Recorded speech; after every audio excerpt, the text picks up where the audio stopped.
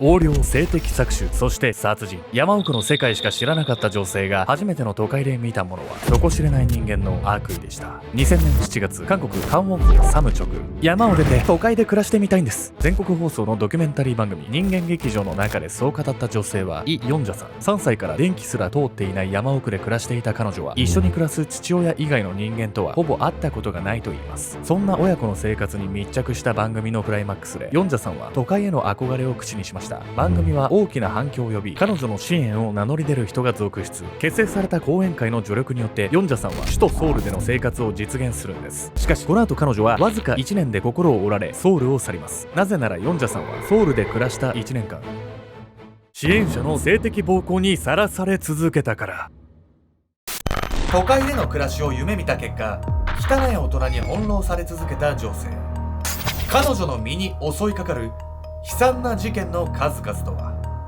女性が夢と引き換えに失ったのはたった一人の大切な家族だったんです。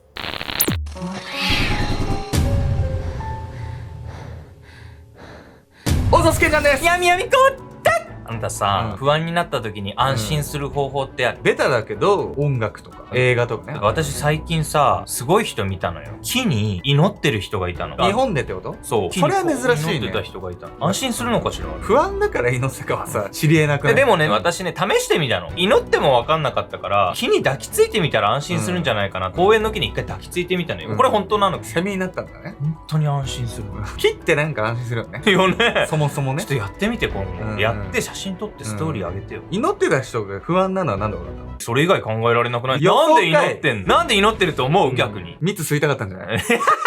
今回は韓国で起きたあまりにも悲惨すぎる事件をご紹介します。この事件、山奥で育った一人の女性がひょんなことから都会で暮らし始めるんですが、そこで待っていたのは地獄だったんです。それは田舎者が都会にいて悪い大人に騙されちゃうみたいなこと？胸くそな事件な感じがするわね。本当におっしゃる通りで、この事件は被害者の女性とその父親がね、有名になったがために不特定多数のね、人に見られてしまうわけじゃないですか。それがね、ある種きっかけにもなった事件で、まさに僕らも気をつけよう。僕らも不特定多数見られてるわけなんでね。皆さんの中でもね、先生やってる方いらっしゃると思うんでね、中身は違いのいろんな人に名前とか顔知られるってやっぱそれだけメリットもちろんありますが、リスクもあるんで、もし皆さんの中にもそういう人がいれば参考になるような事件なんじゃないかなと思います。夢だった都会での生活を実現させた彼女。しかしたった1年で故郷へ戻る羽目に。そもそも彼女は一体どのようにして都会での生活を実現させたんでしょうか。世の中が怖い。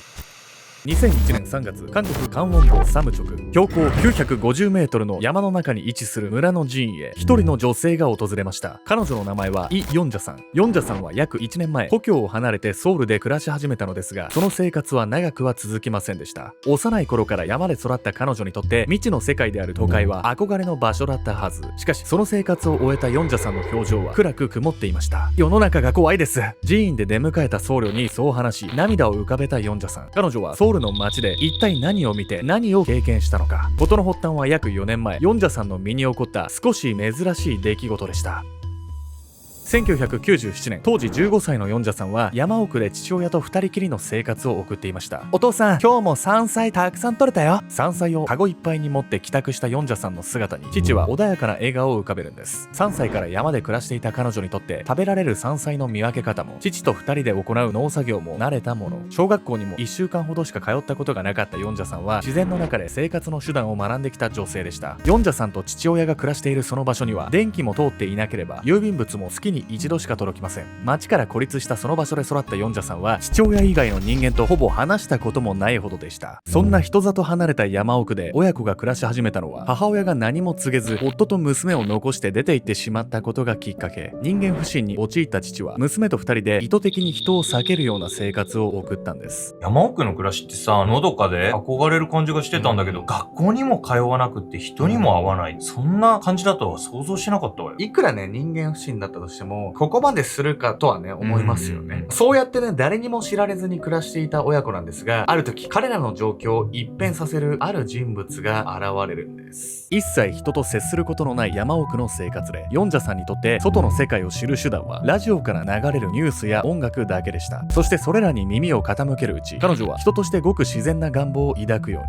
私も他の人と同じように街で暮らしてみたい。ある時、その願望を叶えるきっかけとなる人物が親子の元へ訪ねてくるんです。電気もなければ電話も通じない、こんな場所で人が暮らしてるなんて本当に驚きです。瞳を輝かせて語るその男性はイ・ジンウ。近隣の村でヨンジャさんたちの噂を聞きつけ、その暮らしに興味を持った写真家でした。ヨンジャさんと父親に熱心に話を聞き、2人の生活の様子を写真に収めたジンウ。その後も2年間、ヨンジャさんたちの元を何度も訪れたジンウは、やがて親子の話を雑誌で紹介。すると、ヨンジャさんたちの存在はすぐに注目を浴び、テレビ局によってドキュメンタリーが制作されることに。こうして2000年5月から7月にかけ、全国放送の番組、人間劇場がヨンジャさんたち親子を特集。山奥の少女ヨンジャのタイトルで放送されたそのシリーズは、爆発的な人気を集めるんです。これ人気番組になるのはわかるわよね。サバイバルみたいな感じです。電気もないところ、親子2人でどうやって暮らしてんのってめっちゃ気になるもんね。親子がね、特徴的な生活をしていたのもそうなんですが、そもそもね、この人間劇場っていう番組自体、韓国では知らない人がいないくらいの番組なんです。というわけで本日のメトラキーワード、韓国のドキュメンタリー、人間劇場について。人間劇場は2000年から現在まで20年以上続いている韓国のドキュメンタリー番組。番組の内容は特集する人物に数ヶ月密着するもので、寝る時間以外のほとんどの生活が映し出されるんです。リアルを追求するその内容から人気を誇るこの番組では、特集された人物がその後芸能人のような扱いを受けることも。人間劇場は徹底してリアルを追求する反面、放送内容が物議を醸すことも珍しくないんです。例えば2011年には37歳で16歳の少女に片思いをしている男性のストーキングの様子が放送され、大きな騒動に。その他、観光客が商品を持ち逃げする様子がモザイクなしで放送されたことも。人気である反面、時として危険とも思えるような内容が放送され、炎上を繰り返している番組でもあるんです。人間劇場のシリーズ、山奥の少女ヨンジャは全5回にわたり放送。天真爛漫で無邪気に振る舞うヨンジャさんと父親の素朴な暮らしは視聴者から大きな反響を呼びました。親子の元にはプレゼントやファンレターが続々と届き、生活も目に見えて一変。家にも電気が通り、テレビや電話が設置されたほか、月に一度しか訪れなかった郵便配達員も毎日やってくるように。そんな目まぐるしい日々の中で、ヨンジャさんは戸惑いながらもかねてから抱いてきたある思いを強固にしていきました。お父さん、私一度でいいから都会で暮らしてみたい。ヨンジャさんが父親にそう問いかける姿は放送の中でも映し出されていました。人間不信に陥り、意図して人を避けるようになった父親は当然のごとく反対。世の中にはいい人間ばかりじゃない。今更都会へ出てお前が傷つかないか心配だ。父はそう言ってヨンジャさんを案じますが、堅くなに願いを引き入れてもらえないその状況に彼女は涙を流します。その姿に心動かされた視聴者の中から、ヨンジャさんの都会での暮らしを支援したいと申し出る人物が現れたんです。願っても見ない話じゃないと思うけど、都会に行ってから一悶着あるんでしょ。都会で暮らし始めたヨンジャさんは、父と同じように人を信頼できなくなる事態に見舞われてしまうんです。都会の闇。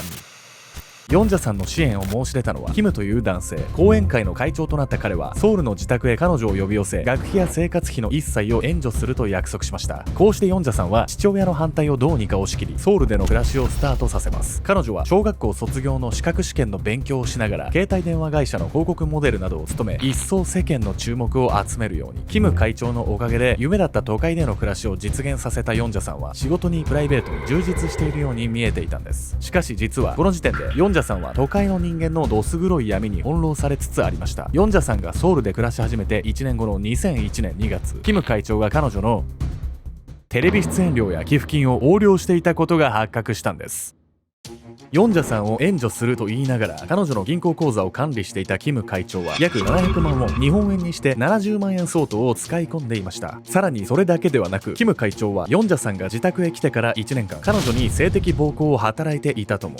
不慣れな都会での暮らしの中、ヨンジャさんはキム会長を頼るほかなく、その事実を誰にも相談できずにいたんです。世の中が怖いです。事件が明るみに出され、報道陣の前でそう語ったヨンジャさん。彼女は約1年前、お前が傷つかないか心配だと語った父の言葉の意味を痛感していました。そして実はヨンジャさんが言った世の中が怖いという言葉は、彼女の身に降りかかった悲劇だけを示すものではありませんでした。そう、ヨンジャさんがキム会長にもてあそばれる中、また別のところでも悲劇に見舞われた人物がいたんです。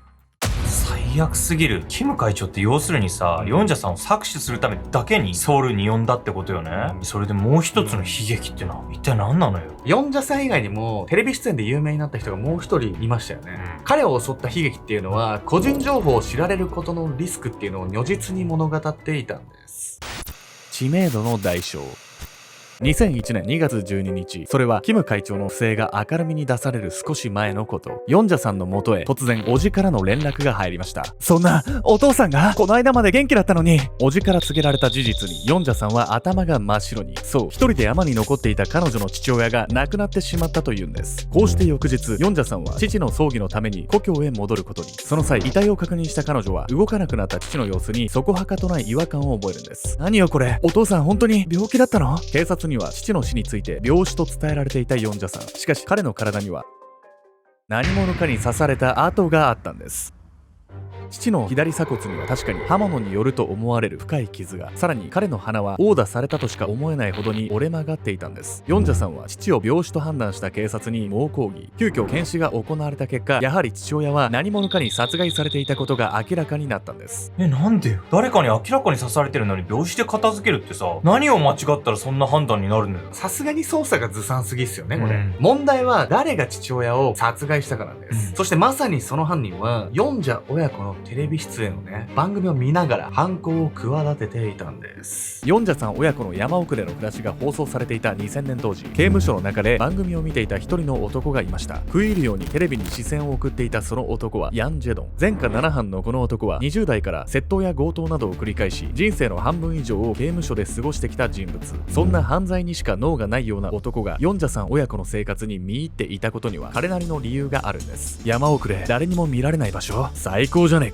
誰にも聞こえないくらいの小さな声でそうつぶやいたジェドン。実は人里離れた農家などを狙って強盗を働くのはこの男の常套手段だったんです。しかも山奥の少女ヨンジャが放送されていた頃、ジェドンはもうじき出生を控えていました。多額の支援金を得るようになった親子の姿はジェドンにとって宝の山に見えていたんです。出所後ジェドンは2度にわたって親子が暮らすカンウォン道サムチョクを下見。当時は今ほど個人情報が厳格に保護されておらず、親子の居場所を突き止めることは容易でした。こうして入念な下調べを終えたジェドンはついにヨンジャさんが出ていた後、父親一人になっていたその家を狙うんです。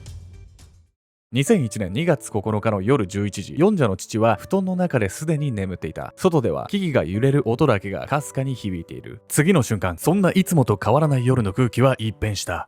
家中に響いた衝撃音。慌てて飛び起きたヨンジャの父はすぐに侵入者の姿を捉えた。誰だ！父がとっさに叫んだ先にいたその男はその手に刃物を構えていた。金を出せ、支援金たんまりもらってんだろ。鋭く睨みつけヨンジャの父に刃物を向けるジェドン。しかし彼の脅しは通用しなかった。この家に金などない。はっきりとそう否定したヨンジャの父。そんなわけねえだろ、嘘つくな。ジェドンは苛立ちをあらわにそうまくし立てるが、父は態度を変えようとはしない。そして、そんなに金が大事か、どうせ探せばすぐわかんだからな。激高したジェドンはヨンジャの父を殴りつけ、体勢を崩した彼に勢いよく刃物を突き立てた。こうしてヨンジャさんの父親を殺害したジェドンはその後家の中を物色しますが、見つかったのは12万4000ウォン、日本円で1万4000円ほどの現金だけでした。支援金はどこへ行ったんだよ、クソが。彼はそう吐き捨てると家を飛び出し、うっそうと生い茂る木々の中へ姿を消しました。こう言っちゃなんなんだけどさ、自ら山奥に行ったお父さんからすればテレビに出ること自体も不本意だったんじゃないかしら。それがさ、こんな殺人事件にまで繋がっちゃう結果になって何にもいいことないじゃないの。ほんとそうですよね。結果論ともね、捉えられてしまうかもしれないですけど、そっとしてあげればよかったですよね、この親子。もともとね。人里離れた山奥での犯行ということもあり、当初、ヨンジャさんの父を殺害した犯人の特定は難航するかに思われました。しかし、山奥なら誰にも見られないと踏んでいた犯人ジェドンの思惑とは裏腹に、事件当日、彼が運転していたトラックが目撃されていたんです。この目撃情報からトラックの所有者を追跡した警察は、1ヶ月後の3月13日にジェドンを逮捕。トラックの車内からヨンジャさんの家のものが発見されたことや、盗んだ小切手の使用記録から言い逃れは不可能な状態に。裁判においてジェドンは犯罪しかしてこなかった自身の人生への無力感から極刑を望む発言をしますが、判決は無期懲役となります。一方、テレビ出演をきっかけに支援者の横領や性的暴行、父親の殺害と不幸の限りに見舞われたヨンジャさんはトラウマから対人恐怖症に。生まれ育ったサムチョクの山奥へ戻った彼女は出家の道を選び、現在は僧侶として静かに修行の日々を送っています。メディアはその後もヨンジャさんを追いましたが、彼女がカメラの前に姿を現表すことは二度とありませんでした。現代は SNS の普及により一般人から有名になれるチャンスが誰にでもある時代。一方で不特定多数の人に顔を知られることにはそれなりのリスクが伴うことも肝に銘じておかねばなりません。もしある日突然有名になれるチャンスが訪れたとして、あなたはそのチャンスをどう生かしますか？おそっす。皆さんね、いつもね、ご視聴ありがとうございます。ここでね、僕ら自身のね、悩みの共有でもあるんですが、はい最近ね、YouTube もね、規制厳しいんですよ、本当に。うんでね、皆さんもね、感じてると思うんですよ。昔のね、YouTube と比べて、規制厳しいなと。うんまあ、アルゴメトリ限らずね、うんもう YouTube 全体でですよ、うん本当に。なので、まあ、ちょっと今ね、YouTube で規制されちゃう動画っていうのは全部ね、秘密結社アルゴメトリの方にうんアップロードさせていただいてるんですけども、まあ、具体的にはね、今 YouTube で見せれないね、動画っていうのはこういう動画になります。まあ、それこそ最近話題になった、いろんな人が拉致されてる KK 円区に関する動画だったりとか、あとはこれもう本当に超有名事件なんですけど、ハローキティ殺人事件。ハローキティの人形の中にちょっといろいろ入ってたっていうね、話なんですけど、まあ、あとはね、もう本当にちょっと都市伝説界隈でも話題になっているね、ディープステートに関する事件とか、あとは初期だったらエプスタイン島事件とかね、ここもちょっと繋がってたりするんですけど、まあ、あとは北九州監禁連続殺人事件だったりとか、まあ本当はちょっと YouTube でやりたいなと思いつつも、ちょっとやっぱもうアップした瞬間に規制の表示が出るんですよ、実はこれ。チャンネルの機器よね。そうそうそう。なので、ちょっと致し方なくね、オンラインサロンの方にアップロードはさせていただいてるんですけれども、まあ、ただね、オンラインサロンも意味はあって、まあ一応このサロンのね、収益の一部っていうのは、まあ、犯罪被害者の方だったりとか、あとは災害の被害者の方に寄付はさせていただいてます。まあ、つまりね、これ秘密結社アルゴメトリに入って動画を見るだけで、サロンを通じてね、皆さん寄付をね、行っていただいてるのと同じになるんです。あとはサロン限定のね、ライブ配信だったり、僕とヤミコさんと1対1でね、本当にオンラインでね、お話しできるワンオンワンの企画もね、すごい好評なんです。はい。あとはね、これ実際にね、対面しました皆さんと、僕とヤミコさんがオフ会を開いて、東京でね、オフ会を開いた時の様子の写真です。まあ、というわけでね、本当にサロンもコンテンツ盛りだくさんで、こういった感じでね、入ってよかったなっていう声をね、多数いただいております。まあ、とはいえね、ちょっといきなりお金払ってね、動画見たことないよ、みたいな。ちょっと不安だよっていう方もね、いると思うんで、今回ね、特別にね、もう新春っていうことで、新春無料キャンペーンを実施させていただきたいと思います。まあ今この動画を見ている方が、今このタイミングで入会すればですね、無料で限定動画が見放題なんです。まあ、ですがね、ちょっとこちらの無料キャンペーン毎回好評で、僕らもね、ちょっと上限をつけてはいるんで、いきなり締め切っちゃう可能性あります。なので、今まさにこの動画見てる方は、お早めにね、固定コメント概要欄の方から秘密結社アルゴメトリをぜひチェックしていただければと思います。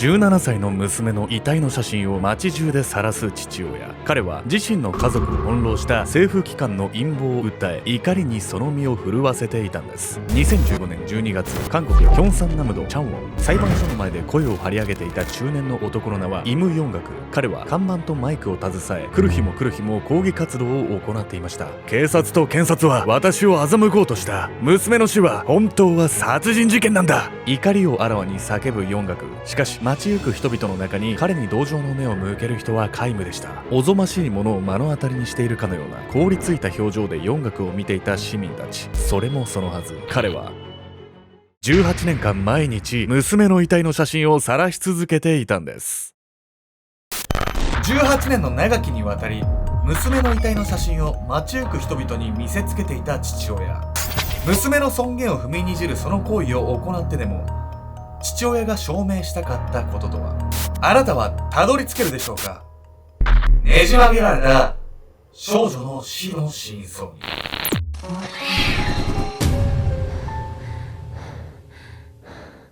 この動画の続きはオンラインサロン秘密結社アルゴメトリーでご視聴ください。